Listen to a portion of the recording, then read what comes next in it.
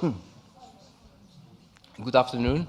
Welcome to everybody, friends and colleagues. I would like to welcome our speakers. We have gathered an excellent panel with highly qualified participants, whom I will present in some minutes. This meeting has been convened in order to present the new Academy briefing for fighters under international law, which was researched and written by Dr. Sandra Krenman. This briefing is available for everybody. I guess there are enough copies at the end of the conference up there, I guess. And it's also available on the website of the Academy. The Academy briefing series presents policy studies done by Academy researchers under the supervision of Andrew Clapham and Stuart Maitland until last August, and since then under the supervision of Stuart Maitland and myself. They are succinct, concise, even if this one is a bit longer than the others because of the complexity of the topic. These briefings are easily accessible for well-informed readers and propose a rigorous and comprehensive analysis of current crucial questions regarding international humanitarian law, human rights law, or international criminal law. The topic discussed today is certainly one of the hottest, if not the hottest, of this end of 2014. We are certain that the discussion will be lively, first between the panelists and then with the audience. I've asked all panelists to be as concise as they can in their first intervention, and I will present them in the order they will speak. First, Sandra Krenman is a research fellow at the Academy. Previously, she worked at the Law of Armed Conflict section of the Swiss Ministry of Defense as a consultant, and also as a consultant for various organizations, and also as a teaching assistant both at the Academy and at the law faculty. She's currently working on the second edition of the book Human Rights in Times of Terror and Conflict. Then we will hear Professor Andrea Bianchi. Andrea Bianchi is full professor of international law at the Graduate Institute of International and Development Studies since 2002, and he presently chairs the Department of International Law. Previously, he held various academic positions in universities in Italy and elsewhere. In a vast series of recent publications, I would like just to mention that he is the author or the editor of a trilogy of books on terrorism for Hart Publishing. The three books are Enforcing International Law Norms Against Terrorism, 2004, Counterterrorism, Democracy's Challenge, 2008, and International Law and Terrorism with Yasmin Naqvi in 2011. His new book on interpretation in international law is forthcoming for OUP in 2015. Then Professor Noam Lobel. He's a professor of law of armed conflict and head of the School of Law at the University of Essex in the UK. He also currently holds the Swiss Chair of International Humanitarian Law at the Geneva Academy. Over the past 15 years, he has taught in a number of academic institutions and also worked in the field of human rights NGOs. Professor Lobel is a rapporteur of the International Law Association's Committee of the Use of Force and has published on a variety of topics in the field of international law. He is the author, among other things, of the book Extraterritorial Use of Force Against Non-State Actors. And finally, the last speaker will be Ambassador Stefan Husi, who took office as the Swiss coordinator for international counter-terrorism in March 2014. He has a primary responsibility for developing and implementing Switzerland's counter-terrorism foreign policy. His responsibilities include coordinating the Swiss government's endeavors to foster counter-terrorism cooperation with foreign governments, international organizations, and the private sector. Ambassador Houthi also chairs the inter-ministerial group on counter-terrorism within the Swiss administration. Previously, among other positions, from 2008 to 2013, Ambassador Houthi served as the director of the Geneva International Center for Humanitarian Demining, which is now hosted in this wonderful building. Thanks to all speakers to have accepted to participate in this panel, and I give the floor to Sandra Krenman. Thank you. Yes, this is working.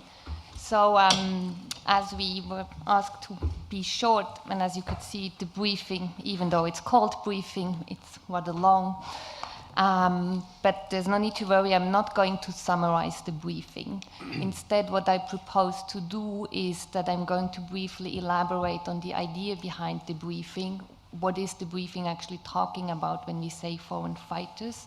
The objectives of the briefing, and then a little bit on some of the key findings that we think are particularly interesting and which are probably going to stay with us for a while. So the idea behind the briefing, and this is probably not breaking news, is that we were obviously motivated, and that was also part of the Swiss request, by the mobilization of foreign fighters for the current conflicts in Syria and now also Iraq. I think it was about a year ago that you had the first reports on foreigners joining armed groups to fight against the Assad regime. And very quickly it became obvious that this wasn't a passing or momentarily phenomenon which was going to lose momentum. Rather to the contrary, it was the foreign fighter mobilization for Syria and then Iraq. It took really place at a quite unprecedented pace and scale. And nowadays people say it's actually the conflict that attracted most foreign fighters who are active in the conflict at the same time. But it's not just the sheer numbers which are very impressive. People speak of up to 12,000.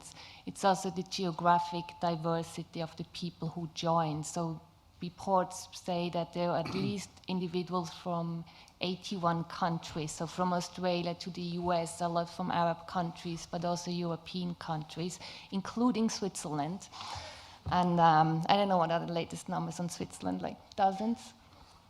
So this obviously was very attractive for the media, that you had foreigners joining armed groups in Syria, but it was also attracted the attention of governments and policymakers.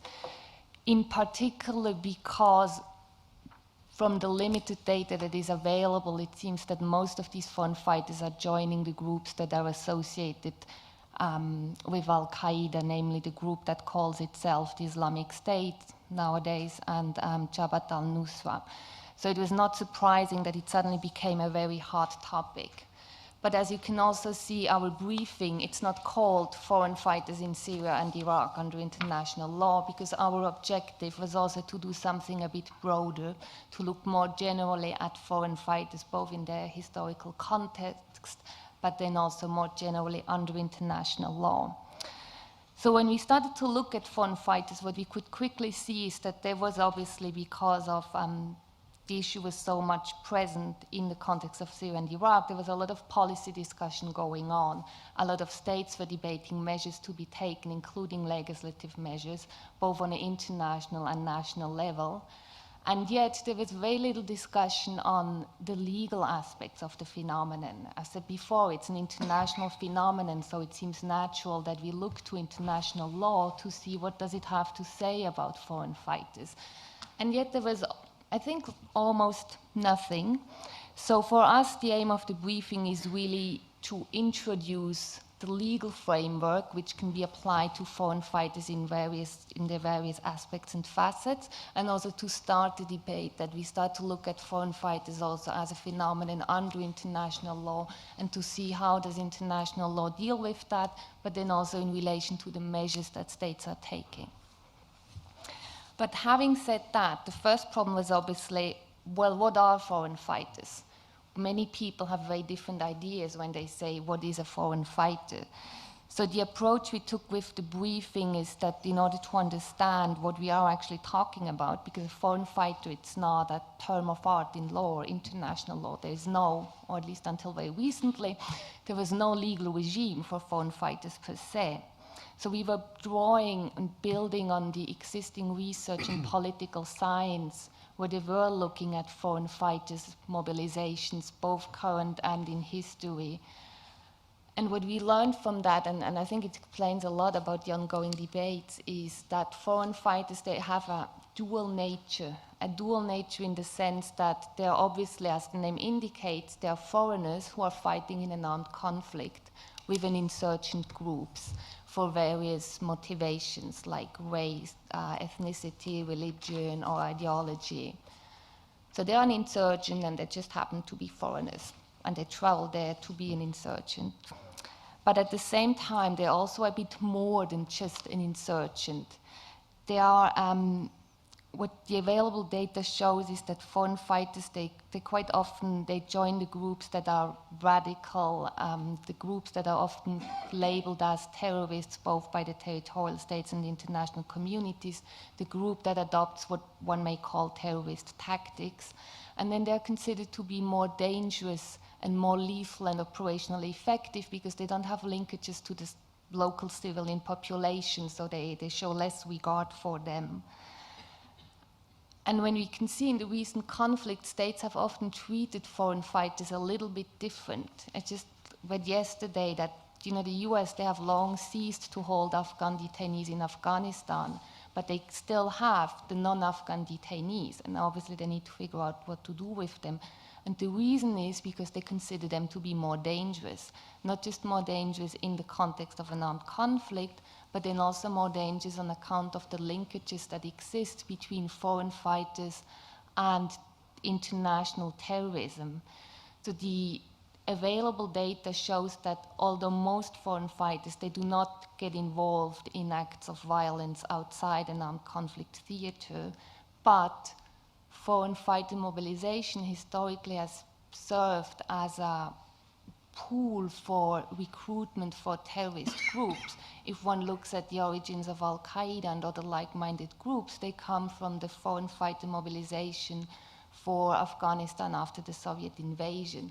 So it really has, when we speak about foreign fighters, and I think that's the difficulty when we deal with it as a phenomenon under international law, they have this dual nature, they're this intermediate category of being a rebel, but at the same time also of being at least a potential terrorist threat. And then this is why I think the briefing is a bit longer than our normal briefings and why we look at various issues. So if you have a look at just the table of content, you can see that we look at foreign fighters under IHL, where we focus on, well, what role does nationality play? Does it have an impact on their status? On account of the linkages between foreign fighter and terrorism, we spend quite some time on looking at the notion of terrorism under IHL and what does it mean in an armed conflict. And yet at the same time also we had to look at the general counterterrorism framework and see how our foreign fighters addressed under that framework. And then finally, as I said at the very outset, it's an international phenomenon. So you have basically people leaving their country of origin, traveling abroad to participate in an armed conflict. And this kind of begs the question, well, what are the obligations of a state like Switzerland when we have Swiss nationals participating in an armed conflict abroad? And quite regardless of whether or not states have such obligations, many states are indeed taking measures to curtail the flow of foreign fighters to Syria and Iraq in particular, but also more generally. So we're also looking a bit of the human rights implications of some of these measures. And we have seen that there are particularly two kinds of measures that states are taking or considering to take. On the one hand, because many foreign fighters are dual citizens, so we see much more attempts to broaden powers to revoke citizenship. And then on the other hand, also administrative measures to prevent people from leaving the territory of the state. And throughout the briefing, and it's probably inevitable because of this dual nature of foreign fighters, a recurrent theme was always these linkages between terrorism and armed conflict, which makes it difficult from a policy perspective to deal with them, but also when we look at the legal regimes that apply, because on the one hand you have IHL as the law of armed conflict, but then you also have the counterterrorism regime. So we're looking a bit at the blurring of the lines between these regimes and what may be the consequences that this kind of trend entails. So, and then to, in the time that I've left, because I try to be brief, what are then some of the key findings? So I'm not going to talk about everything. I just picked 3 because I think these are the things that often come up when we discuss foreign fighters. One is about foreign fighters in an armed conflict under IHL. And there's one about the accountability of foreign fighters and the crimes they commit. And then just more generally a point about how the legal regime is evolving. So first, when we look at foreign fighters under IHL, and I'm sure the other panelists are going to elaborate on that, I just think what we, and that was our initial point as well, is that under IHL, the question of nationality plays a very limited role. So it's not such an issue whether or not you are foreigner, in particular when you look at the law of non-international armed conflicts. So for foreign fighters, as for all the other parties to a conflict, their conduct is governed by IHL. And when we look at IHL, whatever act you may ordinarily consider to be a terrorist act, like executions or hostage-taking or torture, beheadings, these acts are all prohibited under IHL, and IHL also organizes the repression in the form of war crimes. So foreign fighters, they are not outside the legal regime applicable in armed conflicts.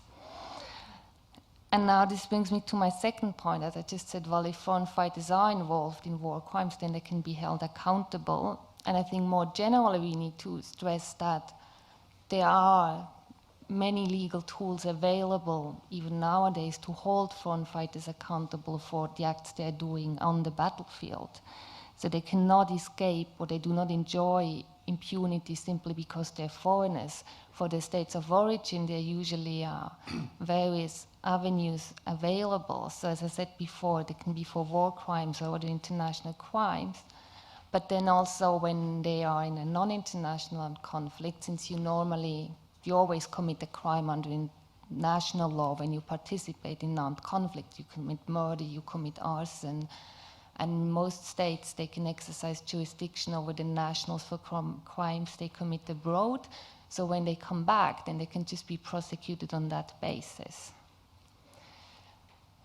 A big issue when people were talking about foreign fighters and foreign fighters participating in armed conflict abroad was always the question, well, but in most national legislations, there is no express prohibition to travel abroad and participate in an armed conflict abroad, which is true for most states, but the situation changes quite radically when you attempt to join or you are fighting with a group that is also considered a terrorist group under national legislation, because then you quickly fall under domestic terrorism legislation and you commit a crime, and then you can be prosecuted on that basis. And for, I would say, like 95% of all the cases you're reading about in the newspapers, it's on that basis that foreign fighters are being prosecuted, either when they come back or in some instances also before they're leaving. And this brings me to my last point, and then I promise I'm going to stop, because I can see people looking at the watch. This last point, I think we're going to see much more of that because, as I said before, the legal regime is evolving also on the international level.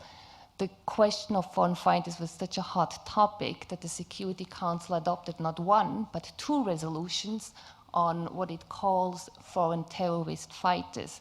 We had a first resolution in August that was limited to foreign terrorist fighters that join Al-Qaeda associated groups in Syria and Iraq. And then even more recently, in September, you have a general resolution, Resolution 2178, and you find relevant bits and pieces in the briefing, which very much like another legislative resolution, just deals with foreign terrorist fighters in general. So it's not limited to the situation in Syria and Iraq, and it requests states to take a series of measures to prevent people from traveling abroad to participate in acts of terrorism, including in connection with an armed conflict. And amongst others, it requires states to criminalize such travel. And then in parallel to these international developments, we could see that even before the Security Council resolution, a lot of states had started to debate or already did modify their national counter-terrorism legislation to provide for such broader powers. And with the adoption of Security Council Resolution 2178, I think we're going to see much more in this direction. It provides a new stimulus and to give new reasons to states to do so. And so I think, in conclusion, what we can say, yes, it's a very hot topic, if not the hottest topic, but I also think it's a topic that is going to stay with us, both in terms of the mobilization probably is not going to end anytime soon, and I also think that the legal regime is going to evolve even further in that respect. Thank you, Sandra.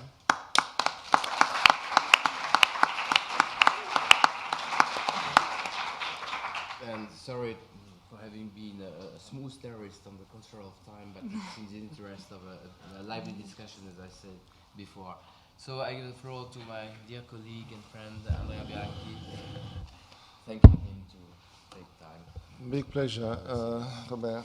Thank you very much. I shall make a few scattered remarks on Resolution 2178, the one that Dr. Krahenman just evoked.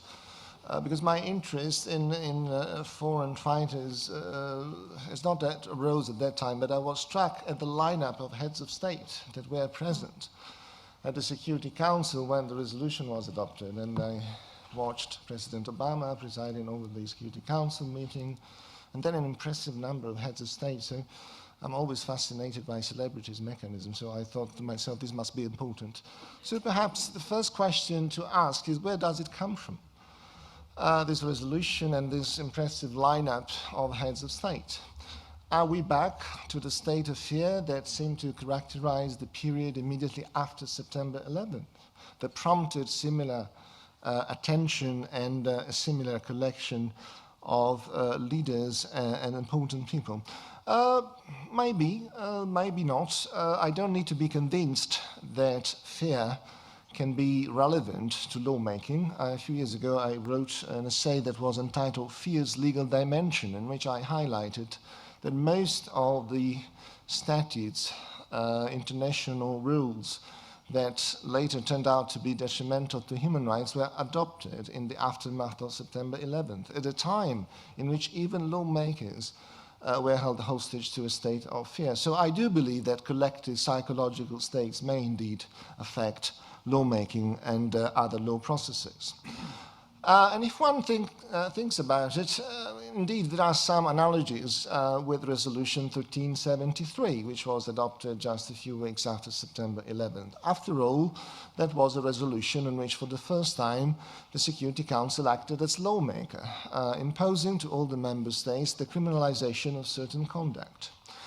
Which is precisely the case of Resolution 2178, which adopts a very similar approach, asking states to criminalize the conduct of these people who take part in armed conflict abroad. There are other common features that Resolution 2178 shares with Resolution 1373. It was somewhat hastily drafted. There was an emotional wave that inspired the interest around the issue of foreign fighters.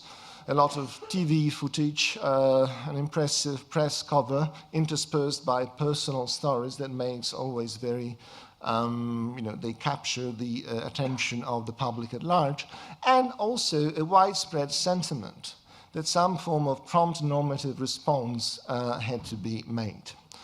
Unlike Resolution 1373, though, in which at least there was a preceding basis, because some of the provisions that were contained in Resolution 1373 were already in the UN Convention Against the Financing of Terrorism. This time, these provisions do not find their roots in any treaty or in any other previous international rule. So the issue is brought back to the fore. Is it a good idea to have the Security Council act as a lawmaker? I suppose there are pros and cons that have been considered by both states and commentators. I wish to say only this. We may take issue with the Security Council doing things that it has officially no mandate and probably no vocation to do. But let's be honest. When there is a widespread sentiment that some generally applicable law must be adopted at the international level, international law is not particularly well equipped to do so. And the Security Council is the only organ that overnight can produce generally applicable law. I'm saying this just out of intellectual honesty. It would be impossible to rely on other forms of multilateral treaty making in such a short time span. So when we ask the question, was it necessary to adopt Resolution 2178? I'm not sure it's the good question, and it's probably immaterial, but certainly to have a resolution which black on white tells member states what to do is different than relying, for instance, on a customary international law rule and an unwritten rule by which the conduct of state can be appraised and evaluated. It was largely perceived, even at this time, as something that the international community had to do.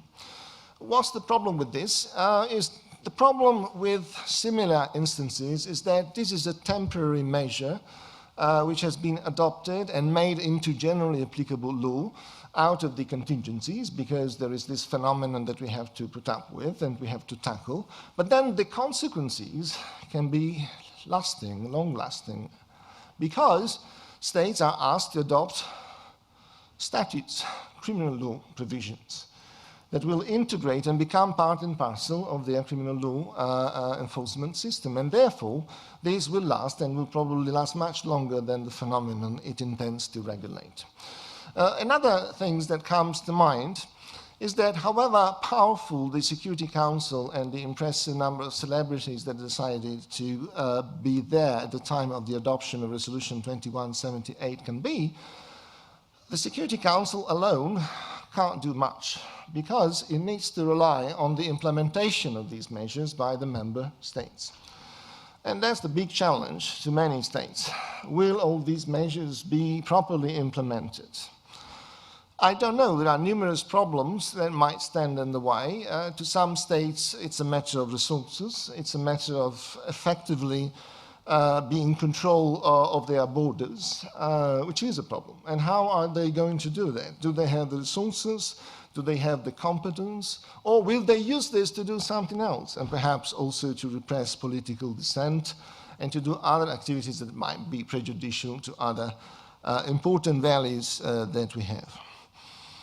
Fourth remark that I think is one of the main messages that comes out of the policy briefing, on which I'd like to congratulate Sandra, very well done, is this idea that, after all, the resolution and our approach to freedom, oh, what a slip of the tongue, foreign fighters, is this conflation amongst different legal regimes.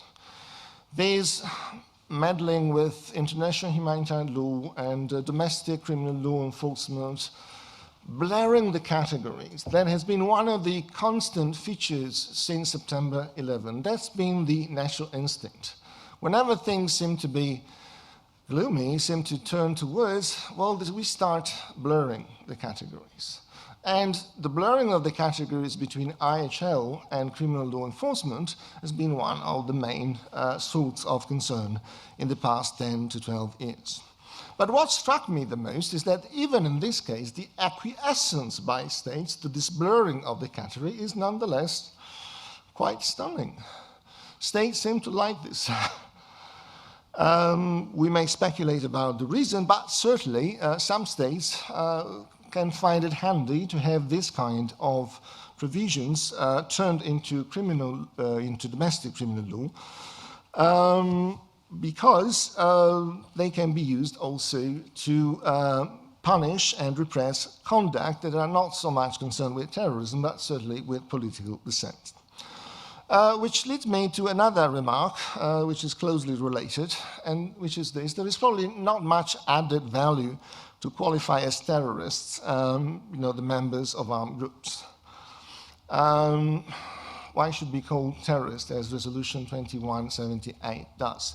Because terrorist is always the other. And it reminds me of one of my favorite quotes, which is not very legal, but I'll tell you nonetheless, which is from English literary critic Terry Eagleton, which, talking about ideology, made the analogy to alithosis. Ideology is like alithosis. It's always the others who have it. And terrorism, it is a little bit like that. Terrorist is always the other. Nobody thought, probably, when drafting the foreign terrorist fighters resolution, about the Dutch bikers, whom I'm sure you've heard about. That is the group of Harley Davidson types, but former members of elite corps of the Dutch army, who went to Syria but to fight on the other side, alongside the Kurdish Peshmergas. So are they terrorists? Are they to be distinguished? And who is to draw the line? Last comment on my shopping list. I see potential incongruities and clashes with the implementation of Resolution 2178 and human rights. This is not new, but apparently we have not learned the lesson. What are the potential trajectories for having a clash? Well, freedom of movement is one of these. That's for sure. We have already experienced a regional court, the European Court of Human Rights, sanctioning the violation of the freedom of movement in the Convention by way of implementation of the Security Council resolutions. Freedom of expression can also be an easy suspect. I was somewhat preoccupied when I read the declaration of the Chinese Prime President at the Security Council, who was one of the celebrities present at that occasion, with an allusion which sounded to me a little bit sinister at the time about the necessity to control social media to avoid the spread of terrorism. Third, also the instrument of depriving people's nationalities as a sanction for their participating in these armed conflicts outside, starts in sharp contrast with what the United Nations has launched just recently, the war against statelessness. It's a little bit of a contradictory approach. So maybe, by way of conclusion, and I'm impressed with myself within the 10 minutes, Baxter had a point when in the 70s said, and I quote, "We have cause to regret that the legal concept of terrorism was ever inflicted upon us." Thank you very much.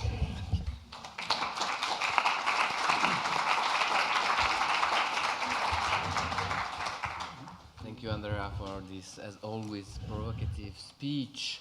Then I give the floor to my colleague Lubel and ask him to speak about, I guess, but I'm not sure, AHL dimensions of the whole story. Thank you very much. Professor Bianchi started his presentation by saying that there would be some scattered remarks and ended up giving a very focused and clear presentation. I, on the other hand, will show you what a scattered and random collection of remarks really looks like. I read the very impressive briefing with much interest, and congratulations for producing it. I think what I'm going to try and do is literally a collection of random remarks, things that came up while I was looking through it, and various legal issues that I think perhaps need further discussion and some questions that are raised by it. The first thing, of course, is the very nature of this whole debate, where we're talking about foreign fighters almost as if we're talking about some new category. And just a word of caution, and I don't think in any way that the report was doing this, but a word of caution that we should never confuse factual phenomenons with legal categories. And what we have here is a factual phenomenon, but in terms of legal categories, there's no new legal category here. We just have to look at these set of facts and see how the existing laws apply to them.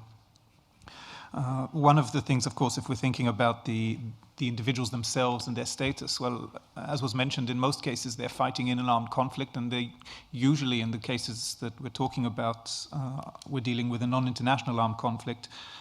And the report briefly mentions the problems surrounding the categorization of individuals fighting in a non-international armed conflict. I think it's particularly interesting if you look at the phenomenon of foreign fighters to see how some of the legal controversies really can come to the foreground here. So, for example, when we talk about the status of individuals in these conflicts, one possibility is to say, is to talk about civilians taking a direct part in hostilities, and another is, this has emerged from the ICRC interpretive guidance, the notion of members of armed groups who carry out a continuous combat function. Now, when foreign fighters go to these places, in some cases they arrive there already organized and straight into the armed groups. But sometimes we've seen sort of individuals that basically just travel out there almost on their own, hoping to get involved. So some of the people that go there, you would say they're members of armed groups carrying out a continuous combat function. Others would fall under civilians taking a direct part in hostilities. But on the opposing side, it's not always clear who's who. And which category they fall into will really affect, in terms of the rules on targeting, the way force is used against them. And I think this particular phenomenon really highlights the difference between the approaches to individuals in non-international armed conflicts. There's also, in terms of their categorization, the question of whether they can be mercenaries is raised. And it rightly points out why it would be very difficult to classify them as mercenaries. I think this highlights the whole difficulty with a mercenary definition in international law. If you ask someone on the street today to give an example of mercenaries, well, they'd probably either talk about some of these foreign fighters, or they talk about private military companies. Those are sort of the examples we immediately think of. But actually, neither of these fit the definition of mercenaries. In fact, almost nothing in the model world fits the definition of mercenaries.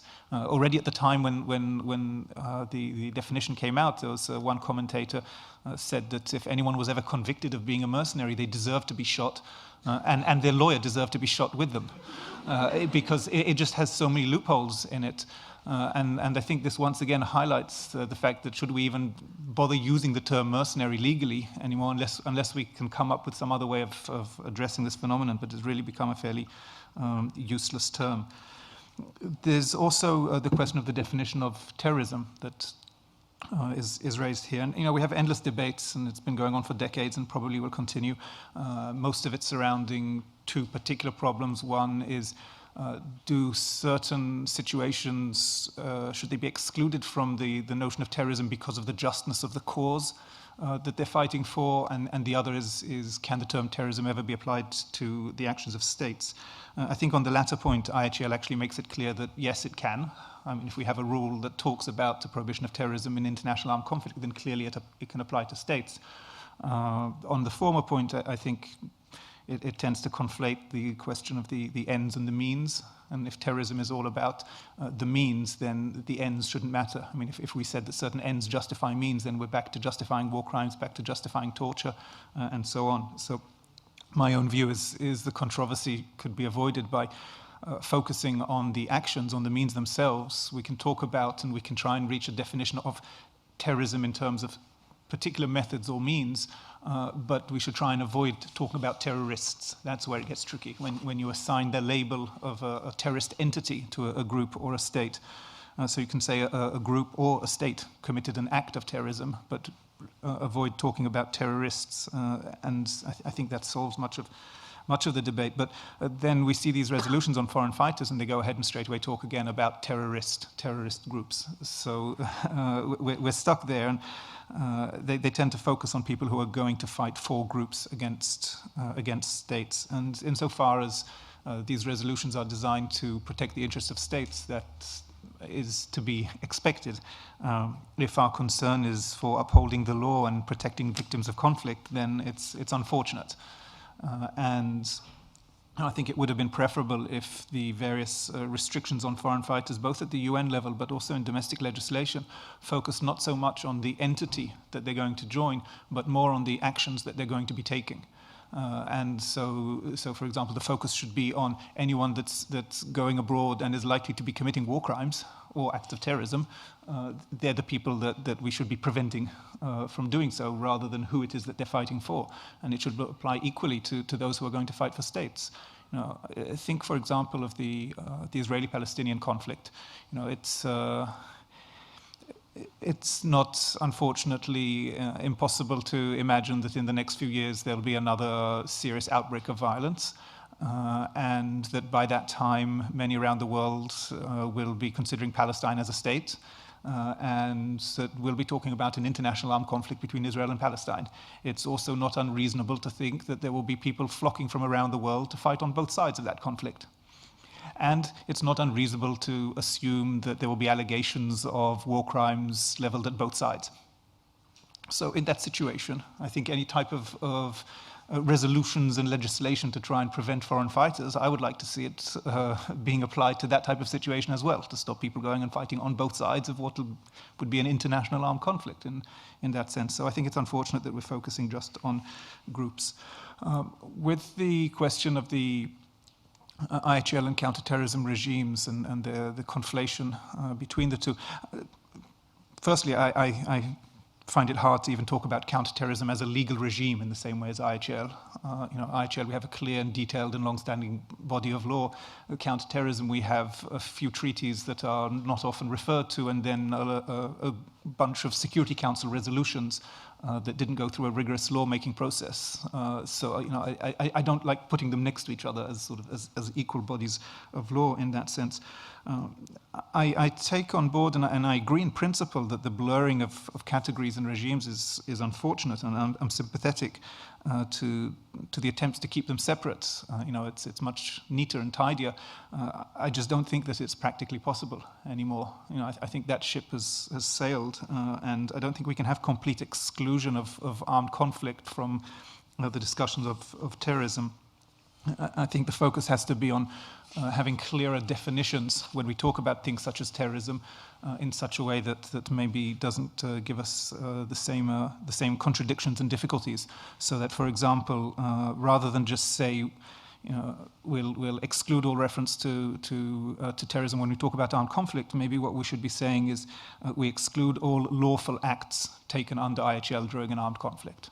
And those things should not be considered as terrorism in any legislation, and that would encourage adherence to IHL. If a state then still decides to, well, first of all, if a state labels something that's a war crime also as terrorism, I don't see a huge problem. I mean, in both cases, it's a serious criminal act, and the fact that states criminalize it and use that language, well, they're always going to use that type of language about armed groups they're fighting against. And in a non-international armed conflict, they can criminalize pretty much anything that an armed group does anyway, even if we don't call it terrorism. There were questions about the responsibility of the state of nationality for preventing their nationals in engaging in these actions abroad. I think there's a few interesting points that come up from that. The first is if the state of nationality is actually supporting some of these individuals, so more than just not stopping them. I mean, this can rise to a question of use of force by the state of nationality, and I think we need to point that out, and it's not just questions of non-intervention. But also if we have a situation where a state isn't preventing because it's not able to prevent individuals from leaving its territory to go fight or doesn't want to, it raises an interesting question of whether the state to which they were going to go to has a right to use force on the territory of the state of nationality. I mean, think about it this way: we say, or at least one can agree or not agree, but the argument being made for some of the U.S. operations right now in Syria is based on Iraq's claim to self-defense against the Islamic State fighters coming from Syria into Iraq. So if we were now to say that there are hundreds of fighters coming, say, from Tunisia is one of the countries where a lot of fighters are coming from Tunisia to Syria. Can Syria claim that it has the right of self-defense if Tunisia is not willing to stop them, to take action on Tunisian soil to prevent the fighters from traveling to Syria and attacking it? So I think we need to think very carefully about these questions of self-defense and be aware of how we construct them and make sure they don't get stretched too far. There are other interesting points on the links between states. Maybe in discussion I can come back to one or two of them. Last point maybe I'll make now is the question of diplomatic protection, which came up in this. So if the state in which they're now fighting detains the individuals, what does their state of nationality have to do or not about it? And the report notes that the question of diplomatic protection is not a right of individuals, and it's up to the state to decide or not. I think perhaps it's a little more nuanced than that, in that I think it's by now shown that there is a right of individuals to at least request diplomatic or consular protection. You know, you can see that in cases such as the ICJ Lagrande case. So I think the situation would be that, say, if a foreign fighter is detained in the country that they've gone to, as individuals, they have the right to seek diplomatic or consular protection, and the state that's detained them has the obligation to facilitate that and to pass it on to the state of nationality. If the state of nationality chooses not to do anything about it, that's a different question. But I think that the right for them to try and seek it, I think, is there. I have various other random points, but maybe we can come back to them in discussion. But congratulations again on the report. I think it's a very impressive piece of work. Thank you. Thank you, Noam, for this very rich series of comments. I won't qualify them as a category of focus, not focus, but it was very, very rich. The last speaker will be Ambassador Stefan Husi, whom I give the floor. Please. Thank you. I think it was very focused, so it will be my part maybe to be scattered. But first, thanks to the Academy for organizing this event and for inviting me to the panel. And congratulations to Sandra. I think it is an excellent study. When I started my job in March, I first thought it will be a rather relaxed time in Bern. And well, I arrived and this topic of the foreign fighters was already on the table, but it didn't get much attention. It was in the run-up to a conference the chair in office, the OSCE chair in office, Switzerland organized in Interlaken, and we had to choose 3 topics. So one was the kidnapping for ransom, the second one was legality, and then I think they were looking for a third one. So Russia proposed foreign fighters. This was before the Ukrainian crisis. I don't know if this would be the case again nowadays. So times have changed, and it's rather busy because of these foreign terrorist fighters. Well, maybe I also have to say at that time there was another work stream in the Global Counterterrorism Forum, which started under the label foreign fighters. And only in the second or third session, they changed the title to foreign terrorist fighters, which is, I think, problematic. But they wanted to avoid the term foreign jihadist fighters, because it was the Arab states who wanted to make a difference. I mean, there was the Palestinian issue there, so to be clear that they do not fall under such a categories. I mean, if there are foreigners joining the Palestinians. So it was only really in the beginning of this year that this label came in. And so in Interlaken, we still succeeded to keep it as foreign fighters.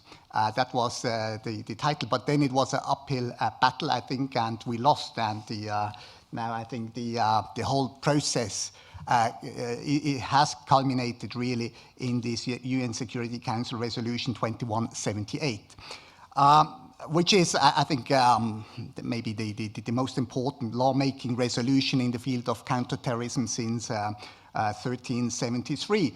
And I agree it was a very swift response, but I also agree that the consequences we have to see what it means. And it is also in contrast with the UN Security Council's ability to make a constructive contribution to the resolution of the conflict in Syria, because that's still, let's say, the major reason even for this new phenomenon. So we have maybe a swift reaction on one topic, and we have a complete failure on the more important issue, I would say. So there is also in the UN, it's interesting, I was in New York, was one of my first missions. It was the biennial review of the global counterterrorism strategy. That's the lead of the General Assembly and with the Secretariat. And there, still in June, it was clear that's the framework. And only with now this new resolution or these new resolutions, the UN Security Council took the lead again. So there is a shift within the UN as well, back to the times after 9/11, the lead of the UN Security Council. And this will continue. This month, it's Australia which is chairing, and it's scheduled that there will be new discussions on this issue. At the same time, there are the military operations in Syria, which are conducted, the airstrikes against ISIL in Syria and Iraq, the US-led coalition, which is also composed by contributors of humanitarian assistance. So this coalition, I think it's from that point of view, very problematic, because it just confirms the trend of politicizing and militarizing of humanitarian assistance on one hand, and the politicizing and the militarizing of humanitarian assistance, yes, and the humanitarianizing of political and military action. So in a way, this new resolution and the blurring of the lines between the law governing armed conflicts and the law governing terrorism confirms a trend.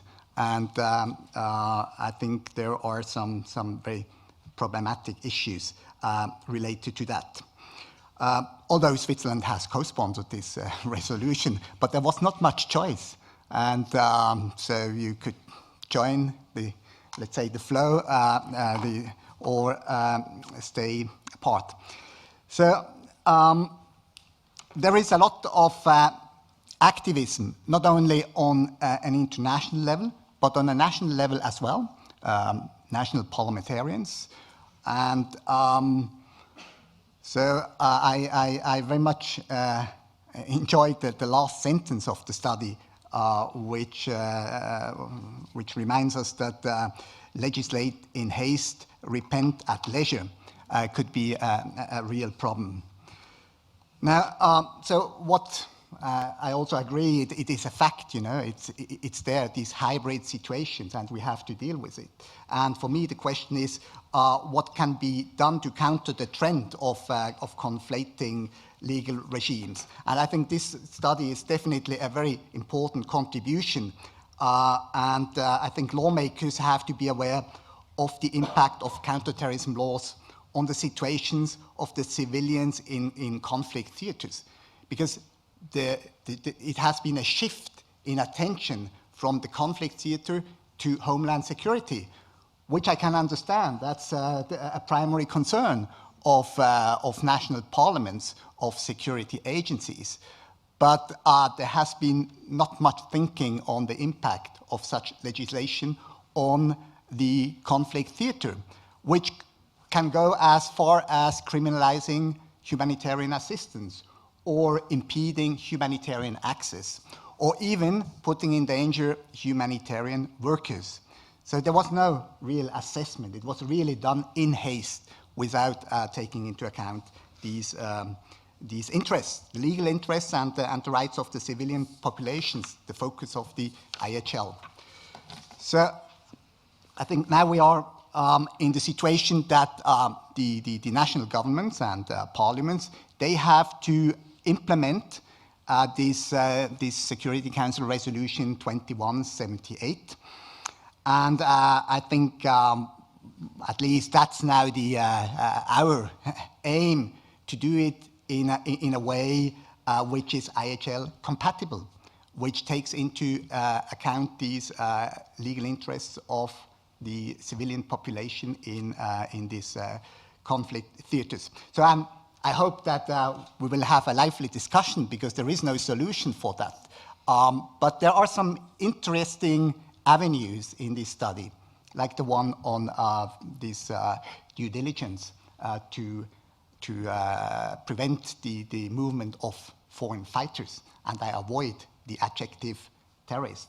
Because maybe if we put the focus on war crimes and on the crimes, and not only on the blowback effect which these travelers can have when they come back, but to have a focus on the crimes they commit in Syria and in Iraq, this could help to find maybe other categories, and maybe even, well, that's I don't know, a vision even to reinforce IHL.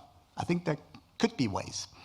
So I will stop here, and again, thank you very much. And I think this attendance on a Friday evening shows the interest, and I hope we all have to work on finding solutions to that problem, to that dilemma. Thank you.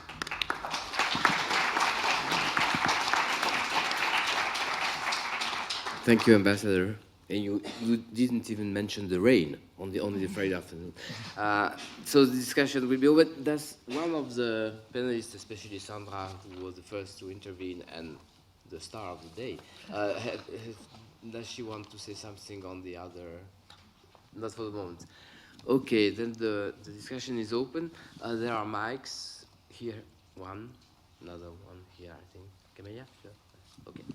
So discussion is open. Please, short questions. It's not for you, Ebo, but short questions in general, because I guess there will be a lot of questions, and we don't want to go too far. Professor Riedel, but you need a mic.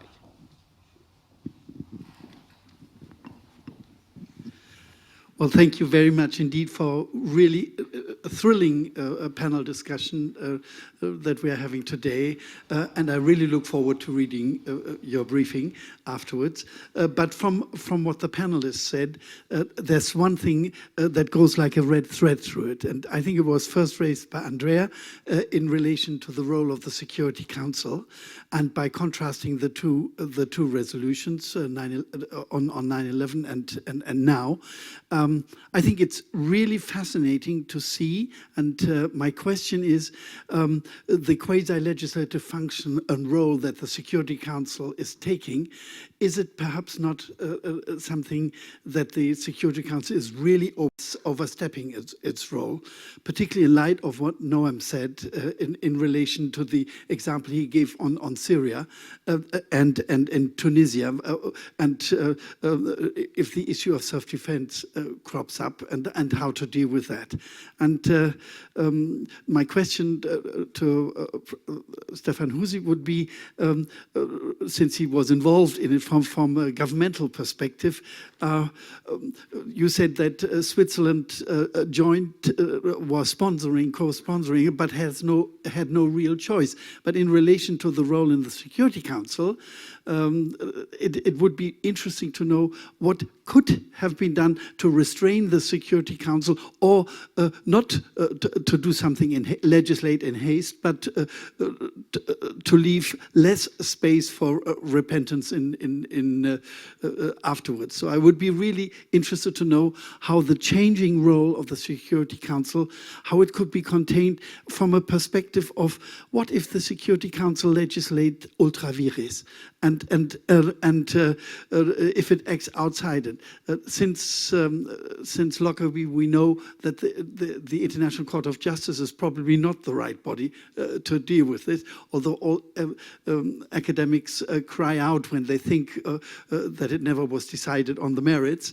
But of course, it leaves lots of thesis topics to be decided. So my question to all panelists, including to Sandra, would be to see whether you see that the changing role of the Security Council has repercussions, and from a human rights perspective, particularly in the areas that you mentioned, nationality law and the other issues. Thank you. Thank you, Ebbe. So your question allows for a first round of answers. Someone, if you want to. Yeah, I think the question which has been raised about the role of the Security Council and what are its boundaries, I think that's just one aspect of it, and you're probably alluding to that, and I think Ambassador Husi was alluding to that as well. It's not just whether it's overstepping its boundaries in taking these kind of legislative measures, but also when you think about what's the primary role of the Security Council. And what I found quite striking is that the way they adopted 2178, it was also the same day that the airstrikes against Syria started. And one of the legal justifications is collective self-defense for Iraq, but then in parallel, when one reads the US letter to the UN, it's also against Qazaran, which was apparently an Al-Qaeda splinter group, which is highly dangerous to the US interests. I haven't heard much of them since then. But and nobody even talked about the use of force in Syria before the Security Council. There wasn't even an attempt to get a resolution to authorize the use of force. That was just completely outside the sphere of the Security Council, and which was also much more impressive because, as Professor Bianchi mentioned, all the head of states were there. So I think we can see this, how this primary role of the Security Council is, when we look at the charter scheme, it was supposed to safeguard peace and security and to authorize the use of force except in cases of self-defense. It's no longer doing this.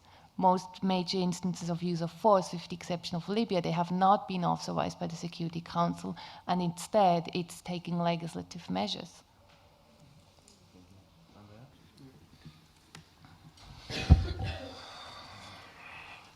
Well, I will react saying two things. I mean, I've already been, I think, critical enough of the Security Council in my previous remarks.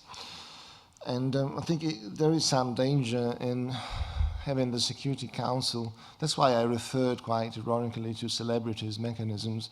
Security Council getting excited whenever there is a political stake.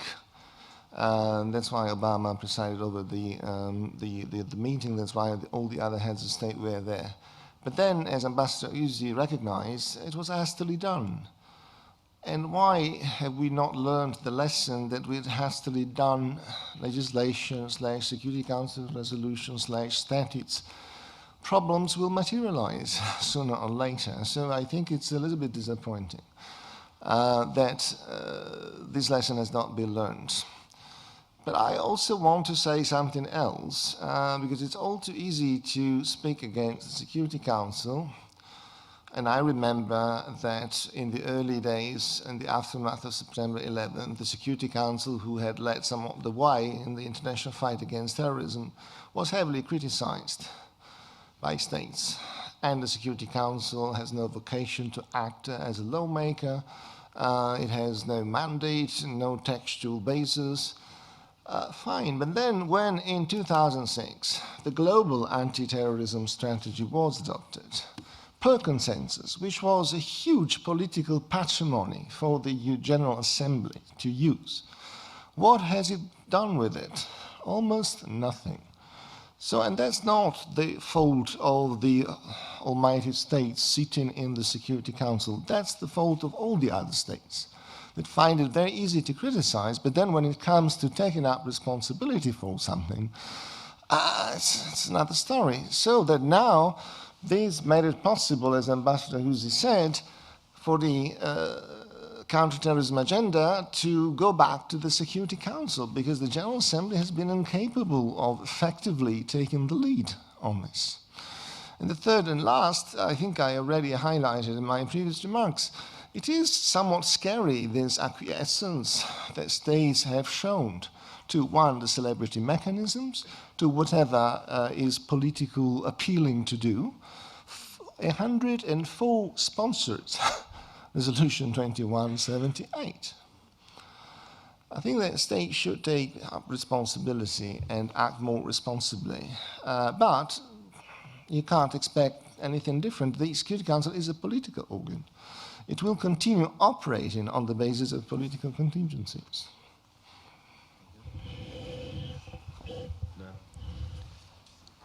I think another point to note from the resolutions on foreign fighters also is the way that within the resolutions they are addressing the fighters themselves. You know, they make demands of individuals. And this, again, is an interesting development in Security Council resolutions. It's not new that the resolutions have, we've seen resolutions that don't just address states, because any resolution that has addressed a non-international armed conflict, over time we've seen demands made to armed groups and so on. There's an interesting legal question over whether the Security Council actually can impose obligations on non-state actors directly or not, and that, as I say, has come up already in the past with armed groups. But here we're talking about the Security Council addressing individual people, which I find interesting. Would we trust the Security Council's lawmaking, let's call it, powers anymore if we saw the reform of the Security Council that many are calling for? I don't know. But would we trust it more if the ICJ were willing and able to take a responsible role in overseeing that the Security Council doesn't overstep the boundaries of what it does? Maybe, I don't know. What's more likely, reform of the Security Council or getting it to push back some of its powers? Neither of them. In reality, I think probably, we can write about this, but we need to accept that this is the way things seem to be developing, and perhaps with some states that take a different approach, maybe we can make sure it isn't abused too much, but that seems to be the world we're living in now. Yes, we hope that Switzerland will be in the UN Security Council in 23-24, so I might give you a response to your question at that time. Yes, that's the world we are living in, but I would not be that, let's say, pessimistic when it comes to the results of the global strategy. Slow, that's true, but I think for example, the emphasis on the root causes, addressing the root causes for terrorism, I think has gained more importance over the time, and there is now a risk that that this progress can be put at risk with this new emphasis just on the law enforcement side. In particular, when it really goes far. This convention, this resolution goes far when it comes to the ancillary and preparatory phase. So how to capture these new offences which are in this resolution in the Code Penal. This will be a real challenge in a rule of law context. I would also say the law enforcement measures alone won't solve the problem. So just talking about the situation in Switzerland, there is a number of foreign fighters in Syria, but I would say compared to other countries, it's still a modest number, and I would say it's due to the good law enforcement security agency in Switzerland. There are colleagues here in the room. But it also has to do with integration and with a good integration policy and with respect for diversity and inclusive society. And so in a way, with this lawmaking of the resolution, the UN Security Council, in a way, it's just turning back the wheel and not learning some of the lessons after the 9/11, which means that in your counterterrorism measures, you have to be very careful not to generate more terrorists than you take from the battlefield and that's, I don't say this will be the case, but there is just a risk by blurring these lines of the legal regimes to be back in such a situation.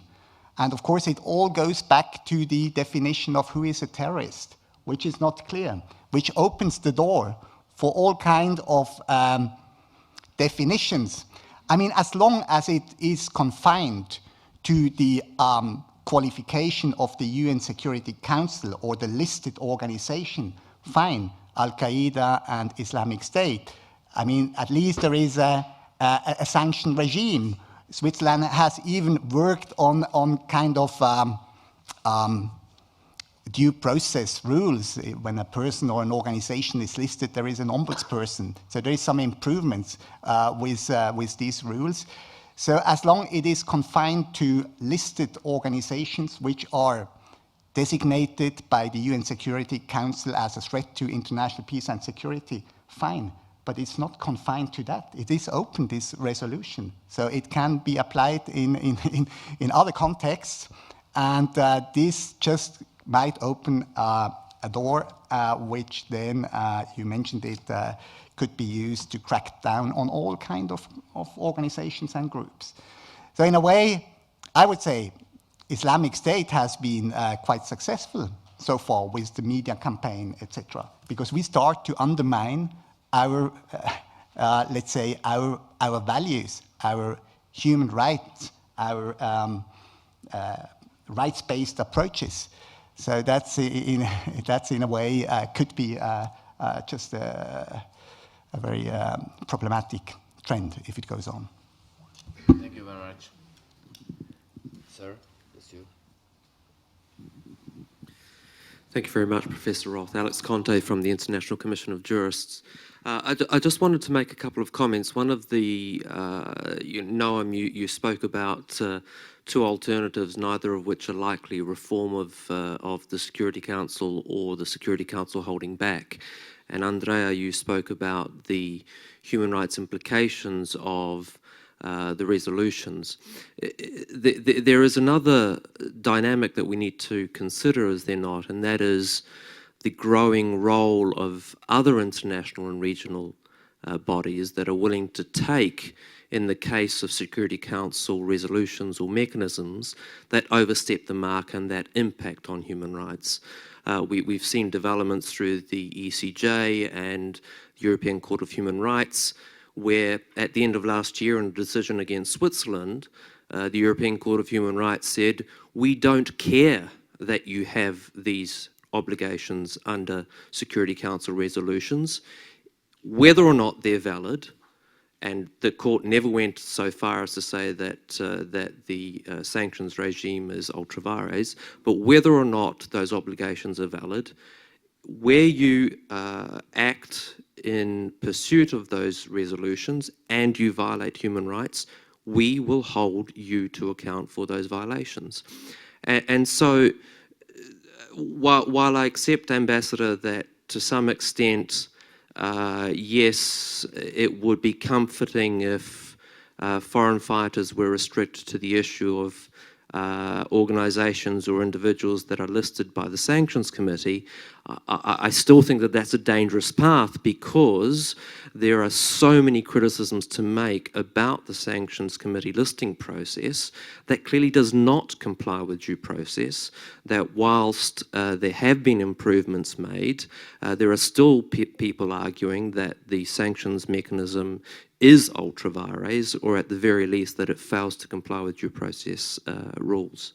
Thank you. Well, I agree. I mean, there is the decisions of the European Court of Human Rights, but I would still say it is relatively, or it's less.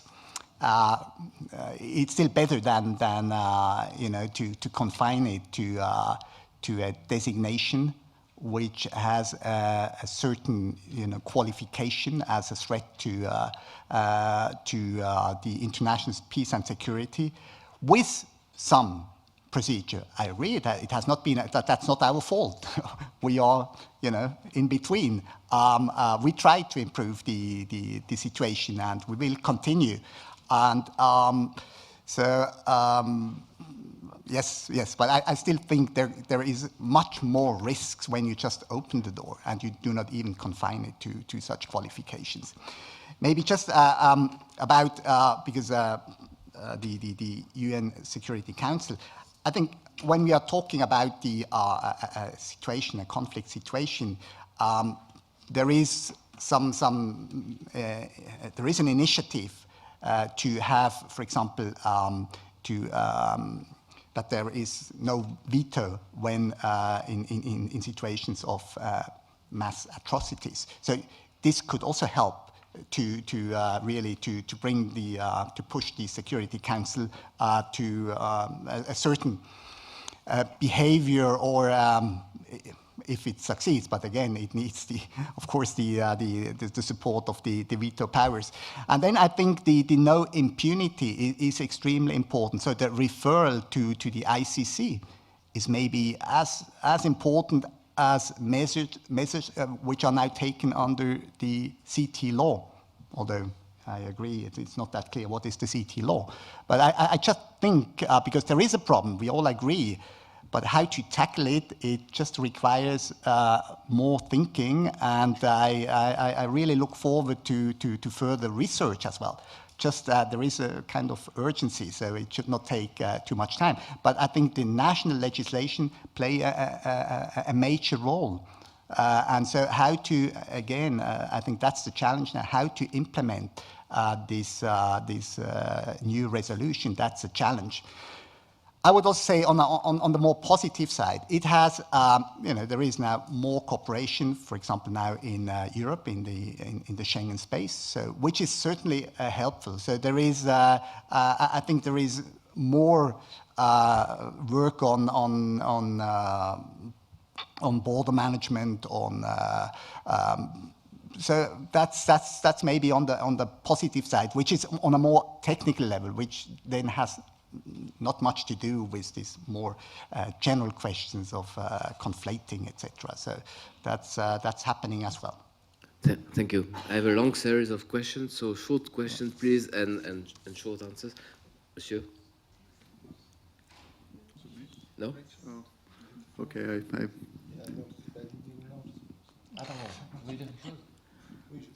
sorry. Oh, sorry, Professor Bianchi. Okay, no, I hesitated to take the floor now because my colleague just took the floor from the International Commission of Jurists, and well, I'm Ian Siderman from the International Commission of Jurists, and first I want to congratulate Sandra on a superb piece of research. I think I just wanted to ask some panelists' views. Most of you have alluded and stressed this whole question of conflation of regimes, and this is a recurring problem that we all know. In the Security Council resolution 2178, I think if one read it without the label foreign terrorist fighter, without the definitions referring to a definition of foreign terrorist fighter, it would just look like essentially that it didn't necessarily have anything to, or wasn't primarily directed toward armed conflict at all, because it just refers to the perpetration, planning of terrorist acts, and then they say including in connection with armed conflict. Given that, and what do you see? Do you see that there's a danger here that because it's being couched under the framework of a foreign terrorist fighter, so that ordinary non-armed conflict related terrorist acts, say a single person going to a country to engage in an act of what's simply a domestic terrorism, if that will start to be seen more and more as part of, as coming under IHL, coming under the law of armed conflict, which is a trend that we're seeing generally, the conflation of the war paradigm. Does this actually serve to encourage that by putting putting normal terrorist acts under a resolution with the framework of foreign terrorist fighters, or is it actually the contrary? Because we're separating them, but with this including in connection. What do you see as the ultimate impact in this conflation problem? Thank you. Professor Bianchi, you wanted to say something on the previous question? If I can go back briefly to Alex's point, I wish the Security Council had learned a lesson, because problems will be coming also for this. It's inevitable. When the Swiss-German channel will cover the story of Mr. Schüttli, who went for research purposes in Syria, and then he came back and he was put in prison. I'm using Switzerland as an example because it's highly unlikely to materialize. There will be problems. But the Security Council has shown a great deal of stubbornness not to compromise on these issues of human rights. And somewhat, unfortunately, he now put the ball in the courts of national states, because it is said in this resolution, like in the previous ones, in implementing this resolution, the states must make sure that they respect international human rights, refugee law, and international humanitarian law. Great. So legal challenges will proliferate.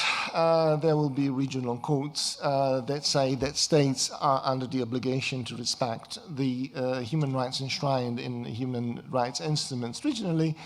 This might be slightly disruptive of the overall effectiveness of the sanctions, but hey, had the Security Council shown a little bit more flexibility in the approach to this, I think that some of these problems might have been avoided, as well as its legitimacy would have been enhanced. And I just don't get it why the Security Council shows such contempt at a time in which worldwide civil opinion matters and it's organized. And the more you show disrespect for human rights, and the less you will be perceived as a legitimate authority. But now that the ball has been thrown somewhat unfairly in the field of national states, I think there is the need for domestic decision makers, particularly legislators, to take these obligations into account and to try and implement the resolution in a manner which does not conflict with human rights. But how about those states who acquiesced into this precisely because they wanted such wording and drafting of the resolution, because it does leave them certain leeway in doing other things? You can't expect them to be observant and respectful of human rights, so the problem remains. And then now I come to the second very quickly. There is a dreadful omission in the first preambular clause of the resolution 2178. Reference is no longer made to international terrorism, but to terrorism tout court. And that opens the way for states to invoke all sorts of different scenarios that are not necessarily related to international terrorism, that previously had been considered as a threat to international peace and security. Well, I wasn't going to comment on Alex's previous comment, but just following up quickly on something that Andrea mentioned.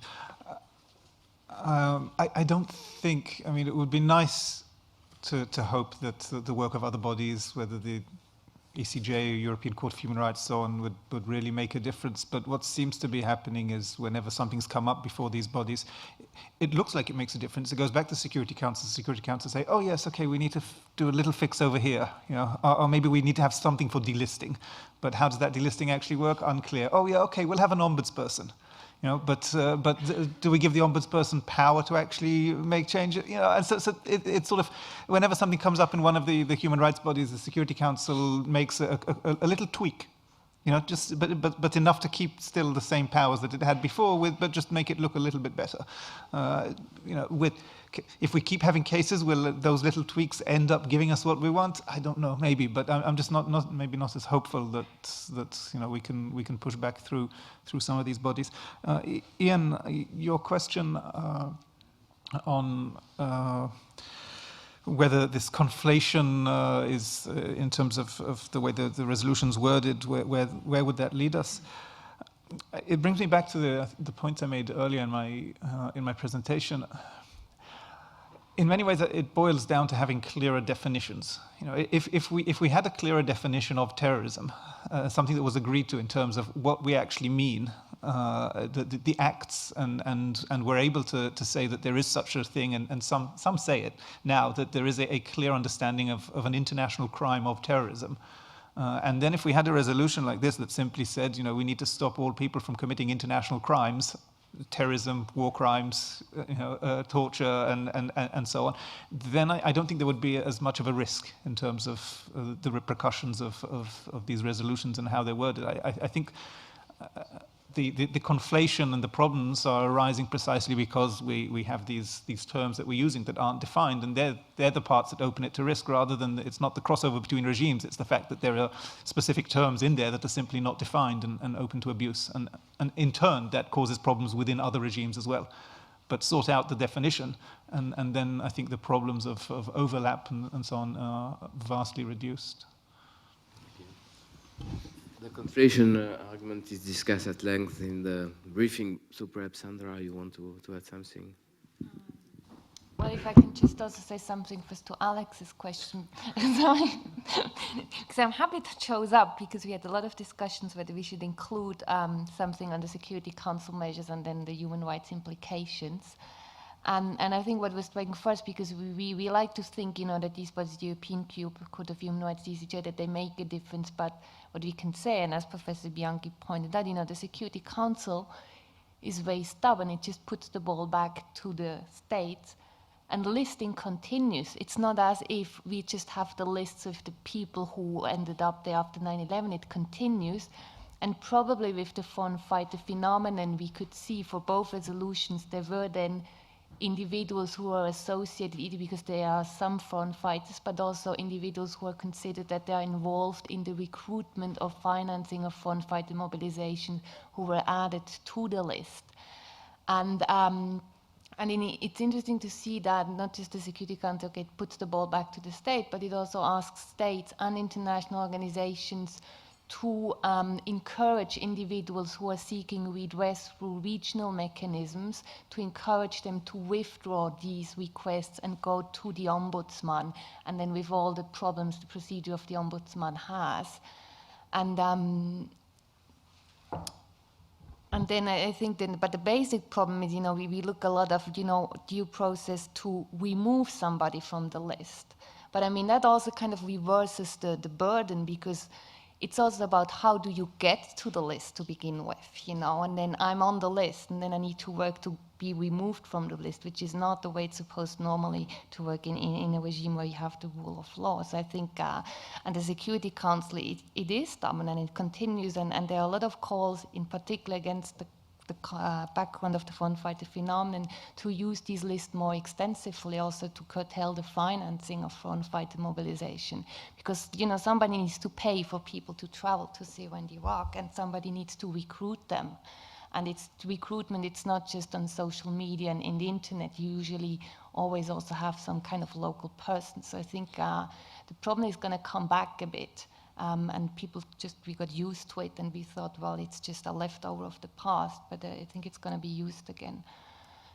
And then to Ian's question on the conflation of the regimes, I mean, as the other panelists said, yeah, I think it's a problem. It doesn't define terrorism. That's the main issue. It's always the issue of the Security Council resolutions, and it doesn't limit it to acts that are considered terrorism under any of the international conventions. And, you know, under the international conventions, I mean, its scope is not precisely clear, but you normally have an exclusion clause for acts that are lawful under IHL, while you don't have that in the Security Council resolutions. So there you can see where then in the implementation you can have this potential for conflict.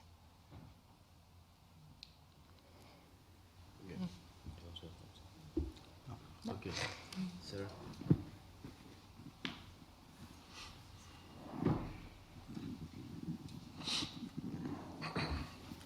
Thank you, and thank you for inviting us for this this timely discussion.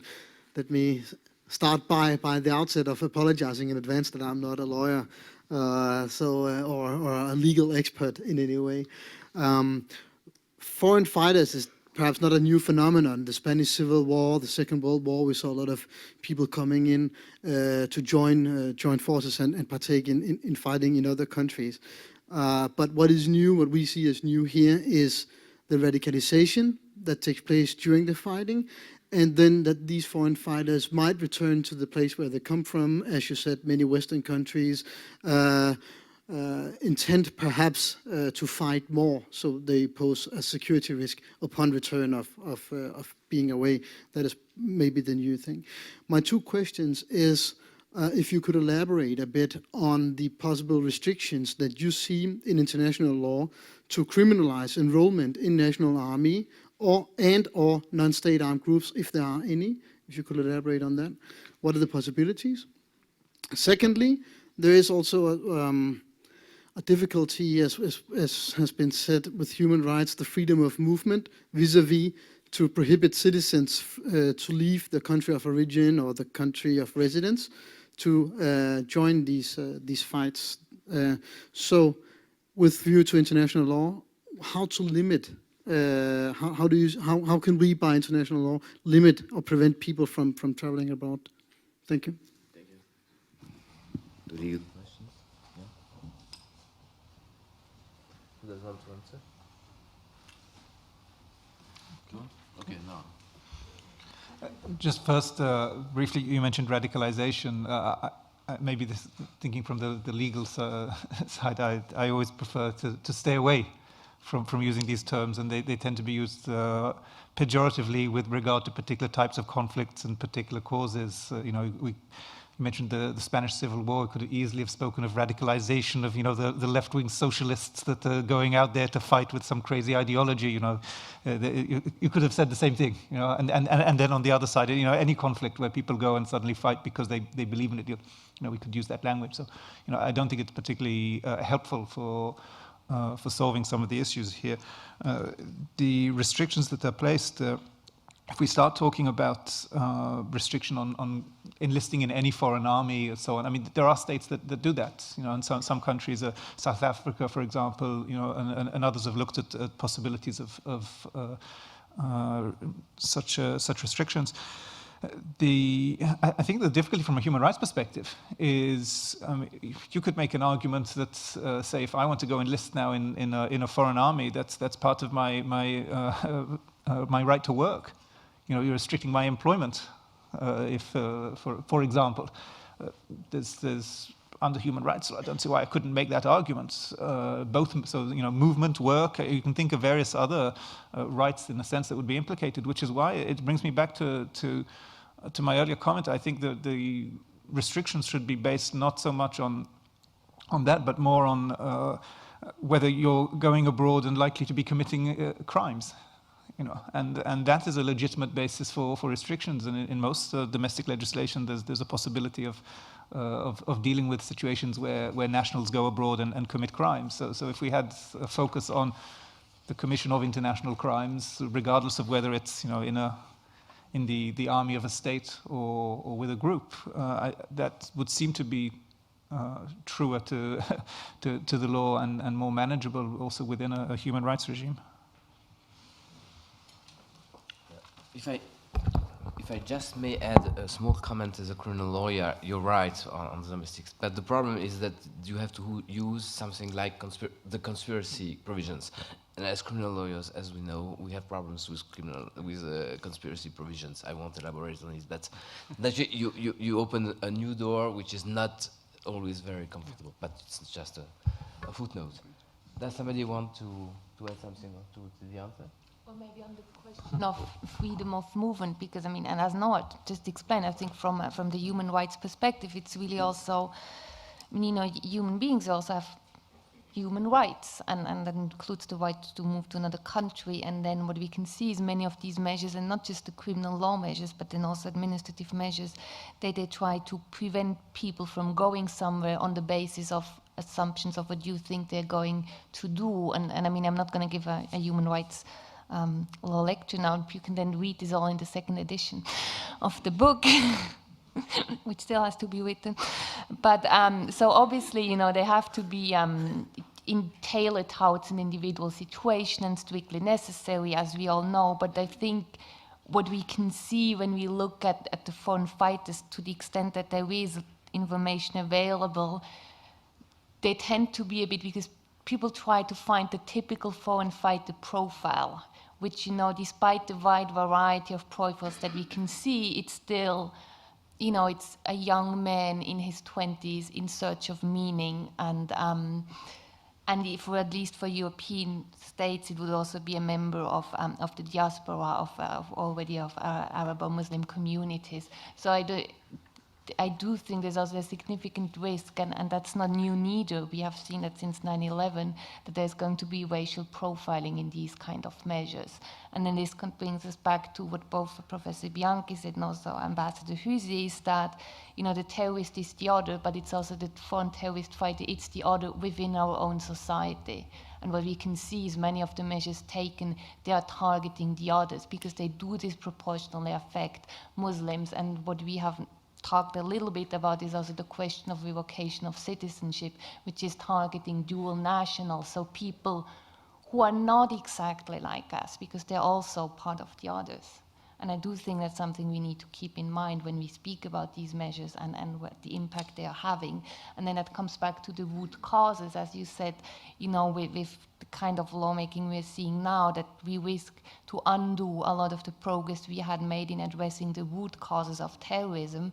And now we go back a bit to the immediate aftermath of 9/11. So we risk to undo this progress. Thank you. Well, just I fear that you cannot avoid this debate on conspiracy and all these as a criminal lawyer, because that's exactly what is in this new resolution. There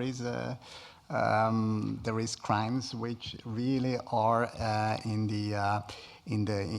a very early phase of acts, you know, and you have to deal with that. I think what is extremely important is really to disentangle these two situations: the one in the war theater, and the risk when they come back and could commit a crime in France or in Switzerland, or move around, and that's and as long as there is double standards in the war theater, it won't work.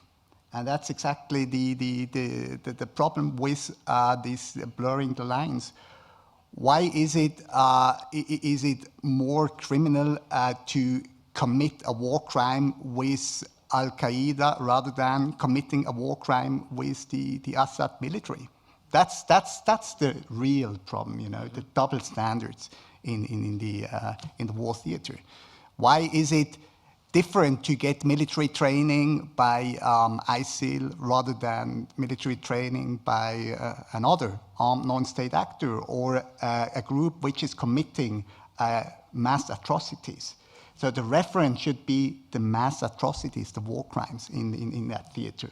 And the problem is the double standards we are creating with now just pre-qualifying certain groups there. Thank you. So, if I may, I will just make two very brief comments. In terms of the conflation, my sense, quite frankly, is that the definition is not a problem. It's not a question of definition, because the Comprehensive Convention on Terrorism has a definition in its article, for whatever it's worth. The real issue and the reason for the conflation with IHL is that states, I mean, that's the bottom line, everybody understands this, but nobody wants to say it, of course, is that states are not willing to give the equality of arms under IHL to non-state armed groups that they're particularly, you know, they find particularly odious. That's really all it boils down to. So even if we get a definition, and I hear yesterday from a colleague, in fact, that there's some movement at the UN in discussions on the Terrorism Convention, Ambassador Husi might know what this is about. The issue of IHL exemption or not is the key one. In other words, states want to have it both ways. They want to be able to use IHL and kill these people under IHL rules in an armed conflict, but at the same time call them terrorists under, you know, both domestic and international law. I mean, it's just, you know, and what they want to do, why they want to do this is because the international terrorism legislation allows them to criminalize as terrorist what is otherwise lawful under humanitarian law, which is attacks against military objectives. That's what it boils down to. So Taliban cannot attack a Western convoy of military personnel, even though that would be a lawful military objective in an IAC. No, that has to be a terrorist act. So that's really what it is. It's constantly the issue of IHL. I mean, I think a definition in peacetime is very easily done. I mean, and it exists in a couple of treaties anyway. So this is the problem. The states fighting the wars do not want to give that equality and are actually undermining IHL. And my sort of, I share Andrea's exasperation about what the Security Council has been doing. What I haven't understood, and I know there's no answer, I'm just throwing it out there, is why the EU, Switzerland plus Switzerland, has not taken a position on all of this stuff much earlier. Now it's really late. As somebody has said, the train is gone, left the station. But the EU has never been willing to come out and say exactly this. We have IHL, you know, we don't need this. And if the EU doesn't do it, let's face it, and you know, a couple of friendly countries that seem to be able to do coalitions on a whole bunch of other issues.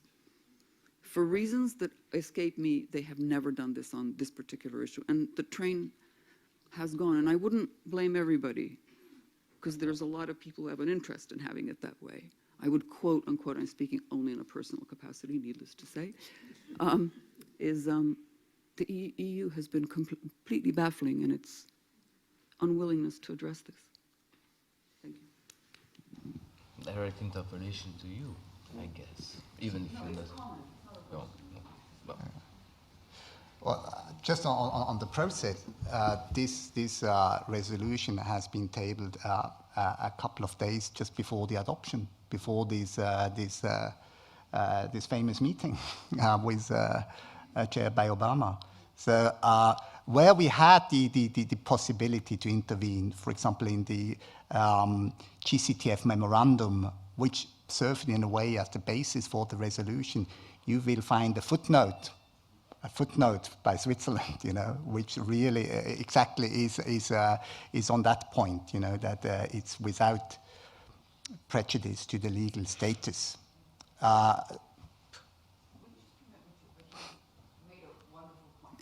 There is the public, you know, the UNGA counterterrorism situation, and everybody talks about it within it. And there's the secretive GCTF track, and that's the bottom line. Actually, I mean, I wouldn't have said that if you hadn't reminded me. Personal capacity as well. That's what's going on. Why should anybody get involved in any discussions within the GA, UNGA, which are pure blah blah, quite frankly, when there's this other group of the players who meet and about which you know nothing? You know, go on the GCTF website. It's very small. You cannot figure it out. You never hear about these meetings. They're never in the press. And even, I mean, it's very opaque. And so there's a double track within that political process as well. GCTF is where it's happening, and we know who runs the show in the GCTF. UNGA.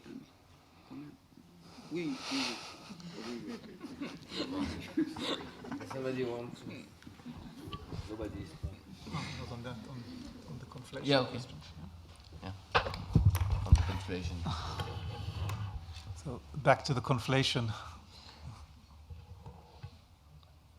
Okay, there was some rumbling in the microphone. Okay.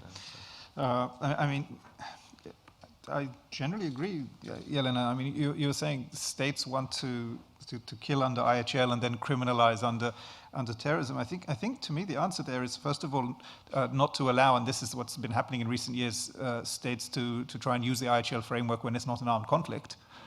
So dispute the right to kill under IHL is one side of that. And the other side of it is sort of that they then want to criminalize acts that are lawful under IHL. Well, I mean, that's true even without the terrorism, because, I mean, they can prosecute members of armed groups even for lawful acts under IHL. So, I mean, the fact that they do it under terrorism, if we... Right. Yes, under domestic, that's true. Not under international law, but under domestic law they can. But most of the criminalization and most of the prosecutions would be happening under domestic law anyway. So, I don't think it gives them in that sense extra powers. But to me, the answer with regard to the definition is, if we're looking at a definition, and as I said earlier, that excludes acts that are lawful under IHL during an armed conflict, not a definition that excludes armed conflict, but says terrorism doesn't include acts that are lawful acts under the IHL taken during armed conflict, then we're left with a definition that works equally during armed conflict, because essentially all of these acts that we're talking about that are not lawful under IHL, in terms of the conduct, what's actually happening, they would be similar to the same acts that we call terrorism, assuming, and I don't know what definition is emerging, but most of the definitions talk about issues such as intentional targeting of civilians and so on. I mean, we're talking about things that generally would be lawful under both of them. So if we had the definition that excluded lawful acts of IHL, and then applied it in armed conflict, I don't think and that's why I come back to the definition issue, I don't think we'd have such a big problem of the conflation. Oh, we can keep debating. I mean, we've spoken about this before, so we can keep, yeah. Okay. Then who wants to ask the question?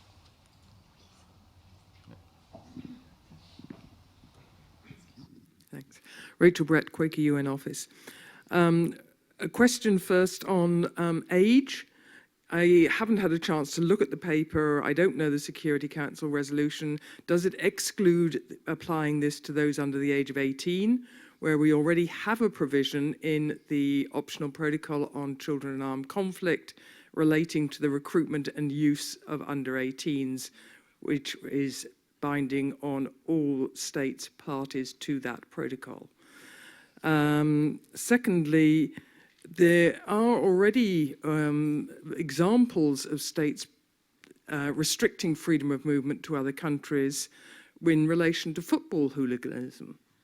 So, I mean, it's actually, if you depoliticize it and actually look, there are things that might be worth looking at, what worked, what didn't work, why, etc., etc. And finally, the question of revocation of nationality was discussed at the first ever Global Forum on Statelessness in The Hague in July. And again, I haven't had a chance to look at anything that's coming up other than the specific national examples we looked at in that context. But even if you're looking at dual nationals, it's not as straightforward as it might appear that you can revoke and they will not be stateless, because if more than one country is going to do the revocation, then in fact the person could end up stateless. There's also a whole series of other issues around then state obligations and the problem that you're possibly exporting to other countries who may not be all that happy to take on your problems for you. Comment? No? No, maybe just on the question of age, so there's nothing that limits the resolution in terms of age. And we had some discussions about it, because you have cases of very young people who did go to Syria, so they could potentially be covered, and then that might be a problem as well. And just on the question of revocation of citizenship, I think it's indeed an issue that even when you have, and the UK had this very much, and I mean it led to the change in the legislation where they proceeded on the basis that Mr. Al-Yeda had another nationality, except Iraq was like, well, but he's not really one of our nationals. So yes, and I think that's a point we try to make in the briefing as well. It's not just a question of when you denaturalize mononationals or naturalized mononationals, but then also when somebody you think has dual nationality, but then actually, in fact, you will render that person stateless. And then the other point is, as you said, because what we can see is that states quite often deprive people of the nationality while they are abroad, which is obviously then limiting their the avenues they have to appeal such a decision. But then it also means you're basically imposing somebody you don't want to have back in your country for security reasons on another state, and that other state let that person enter on the basis of the assumption that that person can go back to their state of origin, and so suddenly this is no longer possible, which also raises a series of questions under international law. Thank you. So the last question, if you allow, would be for Professor Waldbeck. Thank you very much, and sorry for the other person who wanted to say something there. Now, I just wanted to comment on what seems to me carefully ignoring the massive elephant in the china shop in all these discussions, namely that there is a reference to root causes, but whenever I've heard any of these persons, they're usually indeed young men from the Middle East, but I know it's the usual, but any of them interviewed when they do go back to their home country on why did they go abroad, what motivated them, the answer, well, that I've heard anyway, have always been consistently the same. It's because of the illegal invasions of the country of my parents, it's because of the illegal invasion of Iraq, the illegal incursions in these places, etc. And this goes back to, frankly, what is the consistent ignoring of the UN Charter, Article 2.4. And I suppose my frustration is the fact that this huge, obvious elephant is carefully just not mentioned. The illegal attacks and invasions just continue. And I suppose my question is, I think in particular to Ambassador Husi, who's basically there frequently, is it just generally understood, not mentioned, or perhaps it is mentioned, I don't know. Is it just generally understood that Article 2.4 of the UN just doesn't exist anymore, can be ignored, is now irrelevant, forget it? I mean, what, does anybody ever mention it anymore, or is this just completely passé? Thank you. Yeah.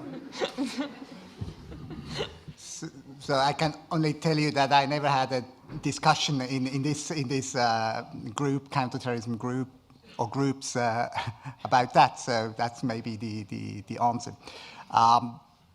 But definitely, I fully agree that without tackling these issues, and again, it's not only the IHL which has to be applied in armed conflicts, the whole, I mean, there is, without a political settlement and solution for these, and inclusive governments and all that, you will never solve or even mitigate the problem there. And when these people are traveling in the countries of origin, so it's very clear. We should not forget that still it's thousands of foreign fighters, but the biggest group is not from Europe. It's from countries like Tunisia or Morocco, or from and it's also quite there is the youth, but you have some very experienced. So there is no general, let's say, profile of these foreign fighters. So I think when you talk about countering violent extremism, it is also very important to do it in an evidence-based way, and that's completely missing there when you talk about elephants. Nobody is spotting the elephants. The elephants, I think, it's more than one, and even here, when there is lawmaking, then nobody cares about the impact. And of course, you mentioned hooligans. You could say, well, let's be very strict. You restrict, you criminalize travel. I mean, that's basically what is happening. I mean, you cannot really sentence someone for 10 years because of a travel without any other activity. So it's maybe 6 months. Maybe not in Switzerland, but you know what's happening in the prisons. The radicalization is happening in the prisons. I think you have to think really careful about the impact you're having with all these measures. And this is not happening. That's my observation. And if you agree, it will be the final observation. Thank you, Ambassador. Thank you for this discussion of the highest quality. Thank you to the panelists, and thank you to the audience. Thanks to the audience. Two things are expecting you upstairs. First of all, the academic briefing, and second, a drink. Have a nice weekend, and see you again here or elsewhere.